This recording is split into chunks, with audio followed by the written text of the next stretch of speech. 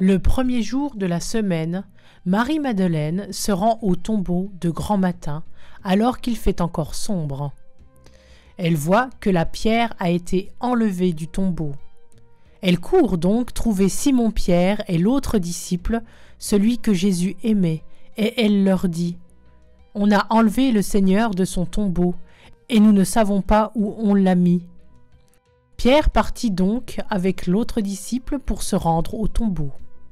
Ils couraient tous les deux ensemble, mais l'autre disciple courut plus vite que Pierre et arriva le premier au tombeau. En se penchant, il voit que le linceul est resté là, cependant il n'entre pas. Simon-Pierre, qui le suivait, arrive à son tour. Il entre dans le tombeau et il regarde le linceul resté là, et le linge qui avait recouvert la tête, non pas posé avec le linceul, mais roulé à part à sa place. C'est alors qu'entra l'autre disciple, lui qui était arrivé le premier au tombeau. Il vit et il crut. Jusque-là, en effet, les disciples n'avaient pas vu que, d'après l'Écriture, il fallait que Jésus ressuscite d'entre les morts. Bonjour Apollinaire. Bonjour Anne, enfin, nous sommes arrivés à Pâques. Alléluia. Alléluia. Jésus est ressuscité. Alléluia. Et voilà la Pâques, la résurrection. Voilà, ça c'est un grand mystère. Un mystère qui fonde notre foi. Et quand les grands mystères se passent toujours dans le secret de Dieu. Tu vois, la résurrection, il n'y a pas de témoin. Il n'y a pas de témoin. Il y a seulement le tombeau, les pierres qui ont vu ce qui s'est passé. Mais malheureusement, les pierres ne peuvent pas nous parler. Donc, ne peuvent pas expliquer matériellement ce qui s'est passé. Mais on sait que Jésus, il n'est plus dans le tombeau. Si tu vas en Israël, on va te dire, voici le tombeau de Jésus, mais il n'est pas dedans. Il est vivant. Attention, la résurrection, ce n'est pas la réanimation. Il faut faire attention, parce qu'on a tendance aujourd'hui à confondre. La réanimation, c'est quelqu'un qui est dans le coma. La personne n'est pas morte. Non? Mais dans le cas de Jésus, on parle de résurrection parce qu'il est mort. Il est arrivé dans une situation de non-retour, parlant médicalement ou biologiquement, mais Dieu lui a redonné la vie. Il est sorti. La résurrection, je laisse l'explication un peu matérielle pour aller au sens spirituel, non? Ça nous démontre la fidélité de Dieu. Non seulement la grandeur de Dieu qui peut ressusciter un mort, mais c'est sa fidélité. Vous pensez la résurrection entre trois acteurs. Non? Jésus, Dieu et l'ennemi de Dieu, Satan. Quand Jésus est venu sur la terre, il est venu pour faire quoi? La volonté de Dieu.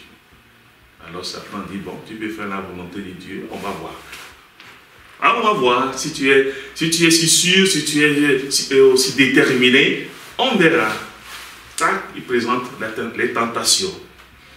Jésus a gagné les tentations, les difficultés que Jésus rencontre, les trahisons, voilà. Il met des obstacles. Et Jésus, petit à petit, franchit les obstacles, il va de l'avant. La dernière âme qu'il avait, c'est quoi? C'était la mort. Il dit, bon, tu veux aller? Tu veux aller de l'avant? Oui. Voilà. Tu vas mourir. Et Dieu, dans tout ça, qu'est-ce qu'il fait? Dieu semble sur terre. Il regarde Jésus faire. Jésus dit, lui, moi, j'ai confiance en mon Père, j'ai confiance en Dieu, je vais aller jusqu'au bout. Comme dit Saint Jean, ayant aimé les siens qui étaient dans le monde, il les aima jusqu'au bout. Et le jusqu'au bout l'a conduit où? Sur la croix, à la mort.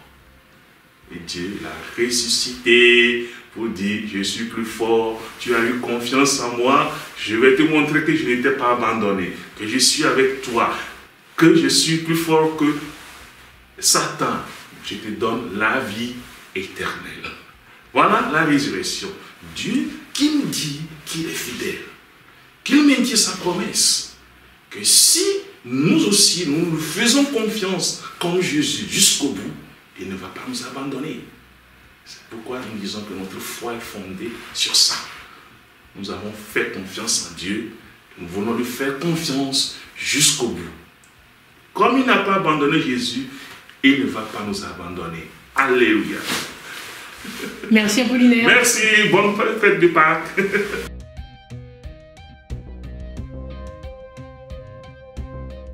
Mon Dieu, tu as ressuscité Jésus, tu es plus fort que la mort. Je crois en toi, je t'aime. Alléluia, Alléluia.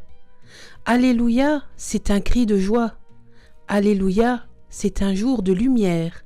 Jésus est vivant, ressuscité. Alléluia, que la fête remplisse nos maisons et nos cœurs. Que la fête soit vivante et lumineuse. Alléluia, Alléluia.